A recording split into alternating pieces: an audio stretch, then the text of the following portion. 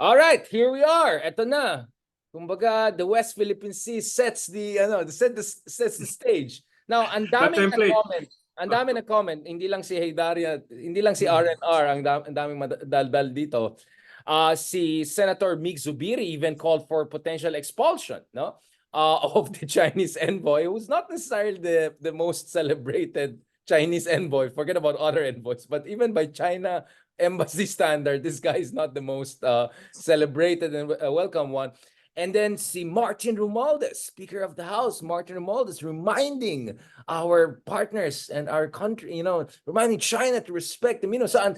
And then, like lahat, may comment na.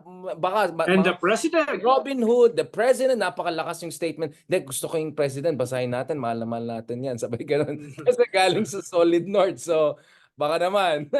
Ang strong ng statement ni Pangulong Marcos Jr. na talagang we are not going to be intimidated. If anything, this will strengthen our resolve, right? To fight for our rights. Kaka-recover lang sa COVID, kaya malakas ang loob ni President BBM Jr. Now, but there was one very deafening silence there aside from ASEAN, and that's the office of the vice president. Chinek ko yung Twitter account, personal. Chinek ko yung page account. Biglang kay Lenny yung lumabas. Nagpa-page. Wala talaga eh. Kaya ang dami mga comedy na meme, di ba? Na statement, and then blank kay Sara. And then yung iba pasaway, nilagay nila ng Chinese yung yung statement, di ba? Nagre-release siya ng Mandarin na I don't want to say it, baka maano tayo politically. But you get what I'm saying. So Ronald, let's talk about Sara Duterte. Maybe they're concerned about ICC, kaya busy sila. What's going on here? Yeah. Well, kailangan mo kasing unawain Big R. Kailangan mo unawain Richard at yung mga katulad mo, no, na kine-question yung silence, no? Baka yung iba kasi, no, ayaw magsalita dahil baka mamali ng sasabihin, no? Ikalawa, baka may kaunti pang tampo dahil yung kanyang hundreds of millions of intelligence at saka confidential fund ay nilagay sa Coast Guard. No, nilagay sa West Philippine Sea, Bago no? angle yan, Kaya medyo masama ang loob niya na ba't naman siya maglalabas ng statement tungkol dito sa West Philippine Sea? Parang doon nga napunta, no? Kaya pabayaan mo muna bumaba yung kanyang tampo. Siguro baka next month pwede na siya maglabas ng statement, no? No, pwede na siya maglabas ng statement. Baka pag ganyan, pinilit mo bang maglabas ng statement, baka banatan pa yung Christmas convoy. Baka banatan pa yung Coast Guard. Right. Baka banatan pa, no? Yung supply ship na bumunggo daw dun sa napakalaking Chinese Coast Guard vessel, no? Ikaw ba naman, no? Maniniwala na itong napakapipiranggot na supply ship ay bubungguin yung napakalaki, no? At napaka-armado na Chinese Coast Guard vessel, no? So baka inaayos pa lang ni Vice President yung kanyang statement, no? Dahil hindi naman siya katulad ng iba diyan, no? Hindi naman katulad siya yung iba diyan na nakahanda na yung mga statement, hindi naman siya katulad ng mga diyan na malinaw na yung posisyon. Yung sa kanya, anong tawag ba rito sa Biblia? Road to Kairos. No, hindi pa siya tinamaan ng ilaw eh. No, habang naglalakad siya para tugisin yung Ronald, papunta naman tayo sa spiritual na baka. Yan yung no, kailangan ng conversion eh. No, hindi pa siya nagkuan eh. No? But what if this is also about ang tunay na pagmamahal sa kanilang mga strategic partners after 6 years of Tatay Digong's great relationship with China, yung tatay na went to Xi Jinping earlier this year, called special friend of China shortly before meeting. Naunahan pa niya si Henry Kissinger. Ganun ka-special si Rodrigo Duterte, di ba? So, some are saying maybe this is about, not naman tampo dahil natanggalan ng or hindi ito. Baka ayaw na ma-hurt yung feelings ng kanilang special friend. Baka naman, ganyan yung angle, Ronald. Do you think Posible. Baka kasi hanggang ngayon, hinihintay ni Sara at saka ni Digong yung $25 billion na commitment ng China sa Pilipinas. 24. Oh, ayun, yung 24. My bad. I stand corrected. Baka hinihintay pa nila. Dahil kayo kasi hindi nyo iniisip yung benepisyo ng $24 billion na 6 na taon na yata hinihintay pero wala pang 1 billion yung pumapasok. So, bigyan mo naman sila ng breathing space na sila nagkukukan pa sila umaasa pa sila na darating ito. So, pwedeng yung mga katulad mo, yan yung bad cop, no? Sila yung good cop, pero bahagi ng isang strategy, no? Aba. Ikaw, Ronald, bakit parang ikaw yung naging Ronald Llamas ngayon? Ako yung Ronald Llamas ngayon na parang patawa.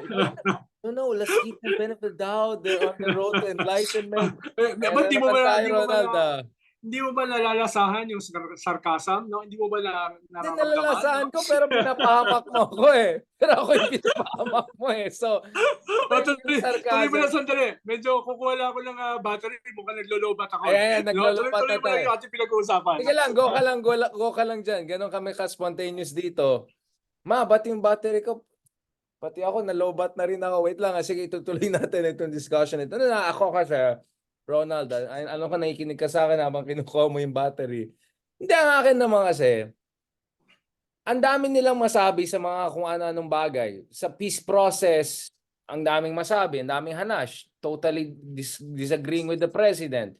Sa conflict sa Middle East, actually, I agree with the Vice President that we should have look at the prospect of a ceasefire early on because, you know, you want to make sure that any exercise in self-defense is not at the expense of thousands of innocent children.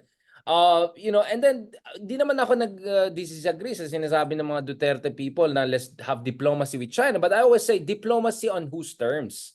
It has to be a diplomacy that's mutually beneficial and a diplomacy that is outcome oriented. Hindi yung diplomacy na nagsasalita tayo habang binabastos tayo sa sariling bakuran. That's not diplomacy, right? That's self-delusion. That's enabling bullying, which is what Duterte did for 6 years, di ba? Wala tayong nakuha sa China investment habang yung ginawa nila sa Reed Bank, sa Juan Felipe Reef, yung ginawa nila sa atin sa mga militarization, and now, of course, things get even worse. So, umayos-ayos na sila. Now, going back to this. Hindi mo kasi, Richard, i-correct lang kita, hindi mo nakikita yung kanilang contribution doon sa kanilang mga trolls. Doon sa kanilang mga spokesperson, no? Nakakatulong yan sa ating GDP. No? Nakakatulong yan eh. Yung pinapump nila sa kanilang mga trolls, sa kanilang mga spokespersons, no? Yan ang hindi mo nakikita eh. Medyo kwan ka eh. Ronald, hindi ko rin minention yung mga Pogo, mga favorite natin business investment. If Vietnam gets Nvidia and like Huawei investment, we get Pogo. Ganon kagaling si Tatay Digong. Yung mga kwan, yung mga triads, no? Yung mga triads, yung mga human trafficking, no? Yan, nakakatulong sa ekonomiya yan eh, no? Yan yung mga kasi mga pulis nagkakaroon ng trabaho. Yes, meron silang hinuhuli ngayon, Mandarin speaking, di ba? May Mandarin speaking unit na tayo sa PNP. Lumaki pang trabaho. May 13-month pay pa. Yung mga nagtuturo ng Mandarin, kumikita rin sila, dumadami mga estudyante. Yung mga sindikato, yung mga drug lords, no, na pinapamprime yung ating economy eh, no? Yan yung mga hindi mo nakikita. Kaso Ronald, hindi na-reflect sa GDP number yan. Nangyari yung underground economy. But ito na talaga, Ronald. Talagang busy sila kasi yung ICC na mukhang seryoso na ito, no? Ano test natin dyan, Ronald? May mga movements behind the scenes, ha? Tingin ko nag-a-advance na yung Dahil, siyempre, hindi naman basta-basta pupunta rito yung ICC paglabas ng international warrant. So bago yan pumasok dito, may mga kwan no? May mga groundwork, fillers yan. May mga fillers yan, no? Hindi ako magugulat kung meron niya mga emissaries, no? Tinatanong yung gobyerno, no? Kami ba ay dahil sabi niyo kasi a few months back, you are totally close sa pagpasok namin, no? Meron pa kayong 2 resolution from both houses. Ngayon ba ay ma-assure niyo kami na hindi na yung katulad ng dati, no? So meron yung mga fillers na pinapadala. At hindi ako magugulat na kasabay yung mga fillers, no? May nagdadala ng fillers.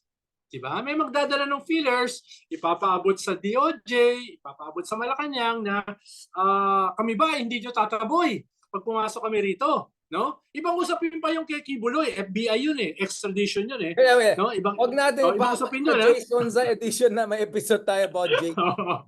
Jason sa. Pero yung ICC doesn't happen overnight. May mga build-up yan, no? May mga emissaries yan, may mga fillers yan. Tingin ko, yung mga build-up na yan ay nagsisimula ng mangyari. Kaya mas nagiging definite yung possibility, no, na itong sinabi ng DOJ at saka ng gobyerno na seriously namin pinag-aaralan yung pagpasok ng ICC dito, no? Mukhang yung seriously ay papunta na doon sa pagpayag. Yeah. No? Pero siguro after ano na yan, after holidays, medyo mag-ano muna sila. Siyempre, Pasko naman tayo. Pero sabi nga natin doon sa mga previous ating episode, this is becoming more serious, no? Ang sabi ko nga doon sa isang interview ko mga 2 weeks ago, this is almost an existential issue for both sides. Existential for the Duterte dahil kung papasok yung ICC at hindi lang si Digong ang kukunin, no? Yung mga nakalagay sa testimony ni Las Cañas na lagi namang inilalabas ni Ellen Tordesillas sa kanyang Vera Files, no? Medyo mas marami yung kukunin. It will entail the collapse, no, of not just one faction, of the entire Duterte camp. Baka matira lang si former President Arroyo at saka si Aimee, no? Baka sila yung matira, no? But you mentioned a particular religious group or two will also back them up, hindi ba? Yes, no? Kaya pwedeng mag-collapse. Kaya existential for that group. So, pero dahil nakasandal sila sa pader, they will also do everything, no, para hindi mangyari yan. Kaya it could also be existential for the Marcos government. Dahil delikado ang mga Duterte kung sila ay nakasandal sa pader. Dahil siyempre, hindi pa naman ganun kalayo yung kanilang pagiging gobyerno. It's just 1.5 years. So ibig sabihin yung influence nila hindi pa totally nawala, no? Kaya may nakikita kang statement may mga, ng mga former military, no? Yeah. Former PMAers, no? Na kailangan palayain si Badoy at saka si Caseli, no? Dahil baka mangayayat sila sa kaka-fasting, no? Sa Congress, no? Maawa naman kayo. Okay na SMNI, next episode pa. No? I know, Halimbawa ka eh. lang yan itong influence ng mga Duterte na hindi pa yan totally nawawala. So ang gagawin nila to the max, no, ay pigilan. Hindi yan ako knowing them, hindi yan magpapahuli ng buhay, no? They will do everything, no, para hindi yan mangyari. No? Yeah. Kaya diyan siguro nagiging totoo yung mga chismis na destabilization, yung mga coup na no less than the chief of staff ay inamin. Diba? So hindi na yan mga simpleng marites ni Richard at saka ni Ronald. Hindi na yan mga simpleng mga kapwan. No? Yan ay nanggagaling mismo sa mga key players. No less than the chief of staff. This is not just smoke, you know, it's a smoke that yes. Ang nakikita na yung fire. Ronald, the way I put it, you know, it's existential for Duterte and it's most consequential for Marcos, right? At the very least. If not, it could backfire, no? I mean, do you see the possibility, and ito yung sinulat ko sa isang article ko na, I mean, civil war. I mean, not in a civil war sense of the word, but in a sense that you may have a situation of Duterte and, I don't know, whatever Viz means solid and some religious group around them, something we'll discuss later on, versus essentially loyalists, Dilawans, reformists, progressives, technocrats, pro-US, lahat yan magsama-sama, lahat ng mga may galit sa kanila. I mean, like, you remember yung sa ABS-CBN franchise hearing, lahat na may axe to grind, binuhos sila sa ABS-CBN people, di ba? Lahat ng mga ni-report, binuking, etc., including some people who were in Aquino cabinet. Alam mo naman sino yan, di ba? So, something like that could happen to them also, di ba? Lahat ng mga na-piss off nila or lahat ng mga nag-switch na to the Romualdez, Marcos side, they could all team up and that could be quite a crazy situation, right? Tama yan, Big Asymmetrical civil war. Yes, ang kaibahan lang, this has to happen in a few months. Hindi ito mangyayari in a few years, no? Dahil baka lumabas yung ICC decision, ICC International Warrant early next year.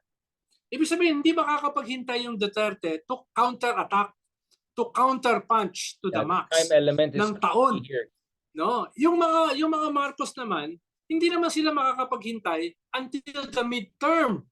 Dahil kung yung kanilang mga kalaban ay mag-survive beyond the midterm, magbabago yung complexion ng political alignments. Yung mga umalis sa mga Duterte, baka bumalik, no? Going into 2028.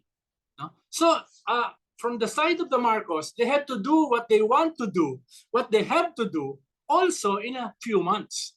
No? Dahil they cannot afford for their rivals or their enemies, no, to survive and regain their strength. The horizons are after the shrinking. midterms. Yeah. The horizons are shrinking. The coordinates of possibility are shrinking. So yun nga, it always goes back to what we said. One of the ultimate paradoxes of Philippine politics is that a conflict avoidant president, a notoriously conflict avoidant president, is now confronting one of the biggest conflicts in Philippine politics. We never had two such powerful In dynamics. a few months. Right, and In a backed few by months. two superpowers, each of them coming Yes. the way they are. This is crazy. I mean, kaya nga, di ba, I did Yes. two shorts now, one comparing to Game of Thrones, the other one Shakespearean Macbeth level, di ba? Like, this is crazy. This is Philippines. Lalo na, Richard, for the first time, binanatan na siya publicly ng kanyang vice president, who is literally, hindi lang figuratively, literally a heartbeat away from his presidency. Diba? Yun yung kwan dito, no? Pero Ronald, di ba alam mo yung conspiracy theory na hindi ito si Tutong Jr.? Di ba may mga conspiracy dati? Pero ako kasi nung na-meet ko siya first time, di kamukha talaga niya yung tatay niya. Like, there's no way you can double. Di ba yun yung conspiracy na matagal na pala yung junior na yan, ano lang yan, replacement lang yan. So I'm just saying, the heartbeat argument might not work kung marami siyang doble. Parang Saddam style, no? Double stuff. Ang problema, hindi naman tayo pwedeng maglabas na lang ng popcorn at manood. Dahil this will affect all of us. This will affect all of us. How this is resolved, either way, will affect all of us. No? Yeah, I mean, it's potentially a civil war situation. Now, I'm not saying it's patas yung two sides. Just like the Roman Civil War, Caesar was always having the upper hand over Mark Antony and all.